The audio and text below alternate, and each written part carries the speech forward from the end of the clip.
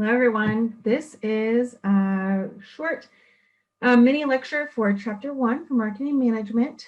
I'm going to share these slides with you, and we're going to just walk through some of the key points of Chapter 1. So you can find all these slides on Google Docs. And let's go ahead and go here. Okay, so Chapter 1 really just gives us a foundation for the class and what we're going to be talking about. A lot of it is review of concepts that you have learned about, in some cases in a number of classes, or at least in one or two classes of your marketing classes so far. The key topics in Chapter 1 are business, identifying or defining businesses or firms' business, their mission or mission statement, and their goals or objectives. We're going to talk about how we identify and then also categorize growth opportunities for businesses, and then look at the product market growth strategies. Again, most of this you have at least been exposed to before. So we're going to talk about this in class as well, but I want you to consider, what is marketing? What is the purpose of marketing? Okay, and so I will tell you one thing. This is your textbook definition: to create long-term and mutually beneficial exchange relationships between an entity and the publics, which is individuals and organizations with which it interacts. This definition is not the same definition that's in most of our principles textbooks here upstate. It's not the same definition that's in the consumer behavior textbook that I use. The consumer behavior textbook doesn't match the principles of marketing textbook. And so what we're left with is a whole bunch of definitions for marketing. One of the things I would like to talk about in a group discussion setting is, okay, if that's not the definition, what is the definition? So we will start our conversation for the Chapter 1 class discussion on this idea of what is marketing. Okay, so let's talk a little bit about business, how a business would define itself, define its mission, and create their objectives. So if I let's take an Encyclopedia Britannica, for example, what business would you say that they're in? Would you say that they're in the book business? Okay. This is what we usually think of when we think of Encyclopedia Britannica, this set of encyclopedias that your parents or grandparents probably have on a shelf in their basement somewhere. These are sold like door to door for many, many years. And Encyclopedia Britannica is probably the most famous of all the encyclopedia companies. And so, you know, is that how they would still define themselves? Are they a book business? Are they a book company? And they would not, right? They say that the way they define their business is that we are a company that promotes knowledge and learning. What does that mean in today's language, in today's world at least? You know, there are still encyclopedias, I believe, available. But what they also do is they run a well-cataloged website that is a good source for factual material, right? We talk a lot in classes about, you know, is Wikipedia a source or not? And generally speaking, we would not consider Wikipedia to be an acceptable source, but much of the information you might find on Wikipedia, you could find in real sources like Britannica's website, okay?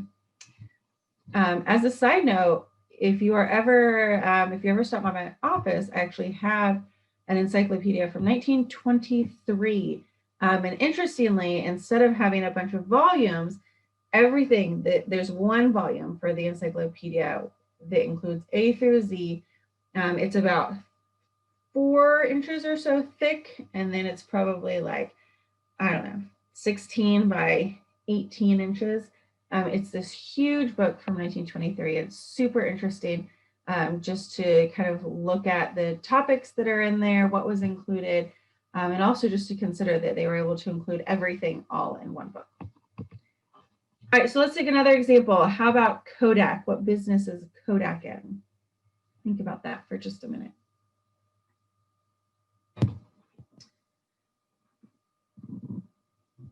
Is Kodak in the picture business? Is Kodak in the film business? Is Kodak in the camera business? What kind of business is Kodak in? Right? They define themselves as a technology company focused on imagery. Okay, so when they define themselves in this broader way, without just limiting themselves to we make film, right? This allows them to really, just even in their strategic thinking, expand upon the types of opportunities that they might want to pursue as a company, right? So then we get into the actual mission statement. Okay, this should typically include scope, vision, purpose, and character, or some combination of these things. Many times we see that businesses have these really fun sounding mission statements that don't really tell us anything about the business. And then the goal is then to convert the mission statement into these tangible actions or objectives, right, that would be able to be achieved in a certain time, right? Smart objectives, like we talked about previously. Typically, those fall into these three categories here. So then we're going to talk about, we're going to come back to the mission statement conversation in class, so you can also kind of be prepared for that. And then the next topic is this idea of growth opportunities. How do we figure out what opportunities there are for us to grow? And so when we look at sort of environmental things that are going on in our environment, and we say, okay, here are all these things going on in our environment. Should we, what should we pick? There's lots of opportunities many times. And so, then the question is, which opportunities do we pursue? And so, these environmental opportunities sort of answer the question, what might we do? Other things we would want to know are, what are the things we do best? What are we really, really good at? And we'll talk in a minute how these all relate. And then what do we have to do? What are those success requirements for us in industry, whether that is industry best practices or actual regulations and guidelines that we're required to follow by law? What are those things? Okay, so oftentimes environmental opportunities will fall into one of these three categories. Unmet or changing consumer needs. So let me give you an example of this, okay? And this sort of combines unmet and changing consumer needs with the third one, new means or technologies for delivering value to buyers. Okay, so in the last, say, 40 or 50 years, we have seen two major demographic changes in the US. One of those is that the percent within two-parent households, the percentage of dual career earners, meaning both parents in the household work or work full-time is typically what we would look at, okay? That percentage has gone up to, I think it's close to 70% now, okay? So in two-parent families, 70% of those that both parents do work, okay? So that's one. The second one is the dramatic increase in single-parent households. Okay, so we've seen that increase up to, I think the most recent data I saw was somewhere around 60-ish or between 60 and 65% of children are being raised in single parent households. Okay, so what do those demographic or environmental changes mean for a company? Okay, so we have seen a lot of companies respond to this in a variety of ways. But one of my favorites is actually relatively new, and that's the Walmart grocery pickup, which has been fantastic during the pandemic, but was actually developed prior to the pandemic, right? Before we even knew that would be an issue, we had this response to changing consumer needs. If you are a two-parent household where both parents work, or you're a single-parent household where you're, of course, working, then what does that automatically basically mean? It really means that these parents have less time, right, than it was around the 50s and early 60s that sociologists in America really observed that there's this like homogeneous family structure of, a father that works and a mother that stays home and cares for the home and cares for the children, and there's two kids in the household. And that was relatively standard as observed by many sociologists during the 1950s-ish. Prior to that, and then after that, we've seen very, pretty dramatic differences that continue to persist and continue to change. And so instead of what we would sort of traditionally think of as a traditional family where the mom stays home and is caring for the young children and home, where that mom may have, can go to the grocery store and spend 2 or 3 hours there every week getting all of the groceries and all the things that the family needs and shopping for all the best deals and using her coupons, all of those sorts of things. What we find is that families really truly don't have the capacity to do that any longer, at least by and large. And so Walmart grocery delivery or grocery pickup is a game changer for parents, right? It really is. And so what you see is, now instead of, parents trying to juggle taking all their kids with them in the evening when it's actually dinner time or late at night after kids should be in bed, or, trying to juggle schedules so that someone's home so that the other person can go to the grocery store. Now what we see is that very quickly a person can go online, go to their Walmart grocery account, and even down to here are your favorites. We think you probably need to order them again. Very quickly put the things on the list that they need, hit submit, and then later that day or the next day, drive up, pick up their groceries, and drive home. Right? It is a huge time savings for these families, and really does incorporate these two things here. Okay. So that's probably my favorite relatively recent environmental opportunity that has been taken advantage, that a company has taken advantage of. Okay. Distinctive competency. What is it that we do really well, or we even do best? Okay. In order to be really truly a distinctive competency, it does have to fit these two criteria. It has to be that competitors can't really imitate it, and we provide customers with superior value. Okay.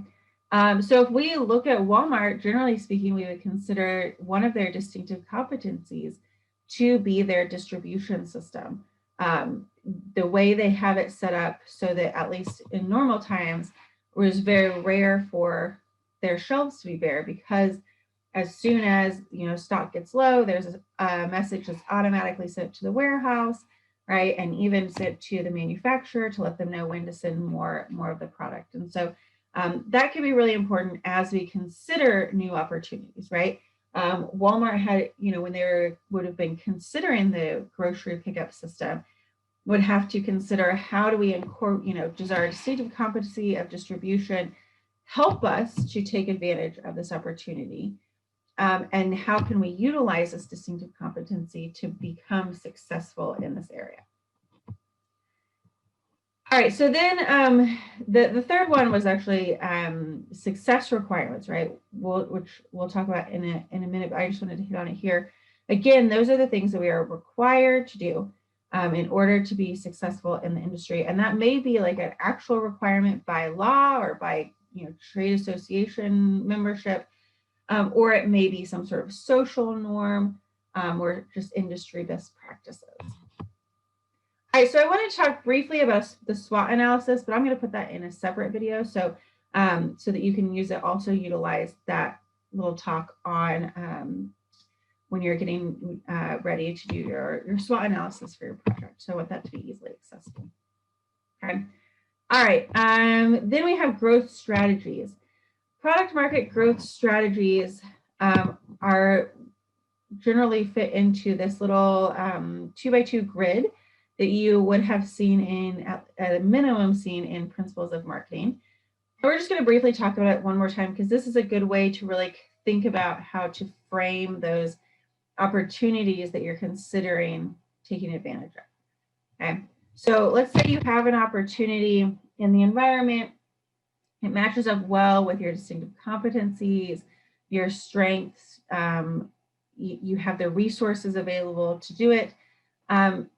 Then how do we frame it, or how do we also, another way to categorize when we're looking at opportunities and which opportunities might be most relevant and best for our organization. So in this one, we have on top, we have the market. So when we talk about markets, we're talking about people, groups of people. Okay, and then our offerings is basically the same thing as products on the other side. In this textbook, they always use the term offerings as opposed to products. Just it's a little more comprehensive as opposed to just a physical product. So could include, products and services kind of thing. So let's talk about these real briefly. Market penetration is where we are trying to get more of these same target market people to purchase more of our products.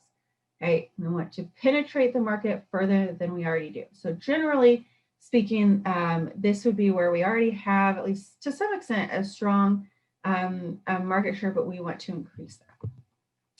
So this may be done by things like trying to get our current customers to simply buy more. So this could be like a email that you get on your birthday or special occasions, trying to get you to buy more. This could be emphasizing that you need to, purchase frequency. So you could have maybe a toothbrush company have a dentist come on their ad and emphasize how you really need to replace your toothbrushes. I don't know, I think it's every 3 months or something, right? And how people don't do that, and it's really gross or whatever. Okay, so trying to encourage that repeat purchase frequency. Then we have market development. Here we would also see trying to convert customers from other brands into our brand. Burger King has actually done this. They had a just brief campaign that was related to this a while back, where if you had the you had to have the Burger King app, I believe already, but if you had the Burger King app and you were anywhere close to McDonald's and Burger King could recognize, oh no, they're going to McDonald's, we want them to come to Burger King instead, then it would automatically send the consumer a coupon for like half off a Whopper, maybe it was a free Whopper, and then directions to the nearest Burger King, right? Trying to convert that sale, that particular sale from a competitor to Burger King.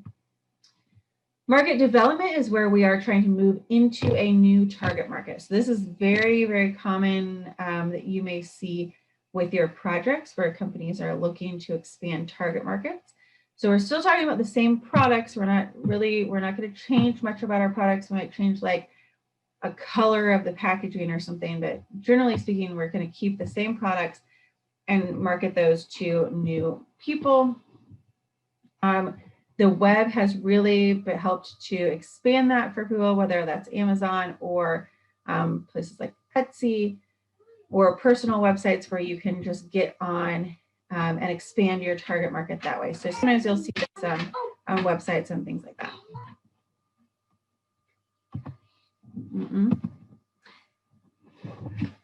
No. Who is it? Who is it? Come here, Abram. No. I maybe on the bookshelf. All right. So the next strategy is the new offering or new product development strategy. And this is where we are looking at our existing target market and trying to either significantly change or come up with brand new offerings or products for that target market. Okay. So it could be something like smartwatches that a lot of companies have moved into. Still, we're looking at, the same target market for most of these companies, but then also trying to get more sales in this new product area. Typically, this would include product innovation, so something like completely brand new that people have never seen before, product augmentation, so products that relate to existing products, and then product line extension, where we would have like a newer model of an existing product. And then one of the big things here is that we don't want to. Yeah, I know, that's gross, huh? Don't forget about cannibalism, okay? So this hopefully is a visual for you. When we talk about cannibalism in terms of product sales, we are looking at really thinking about, okay, if we were coming out with Colgate and we have all these existing toothpaste and we're going to come out with a new toothpaste, a new flavor, or some fancy, I don't know, charcoal toothpaste, or we figure out that some crazy thing, moon dust, makes your teeth whiter, and we're going to come out with moon dust toothpaste. Some of the people that buy our other toothpaste will stop buying those, okay? And they will start buying this new toothpaste. So those sales that are basically stolen, by that new toothpaste from our old one is called cannibalism. And then finally, we have diversification. The key thing here is that this is probably the least common of all the strategies. And then it's also the most risky of all the strategies, okay, where we're moving into a new market and new products for those markets, which basically means we have no expertise in any way, shape, or form in here. I think a good example is probably Amazon Whole Foods. Generally speaking, these are wildly different markets and wildly different product offerings, okay? So that's just to remind you of the risky, predominantly the main consideration that I want you to remember is that this is the most risky of all of the strategies. I do encourage you to read these sections in the textbook. They also have some really excellent examples to help ground you in these areas. Then in terms of which one do we pick, right? How do we decide to grow and expand? We're going to go back to that business definition and mission statement and capabilities. If we have a well-written mission statement, it should be something that drives our organization, not just something that we wrote and looks pretty and sits on a shelf now. What is the capacity within the market, the consumers that we are targeting with each of these different strategies? For example, if we're looking at a new market, what are the competitors, right? Competitors are down there too.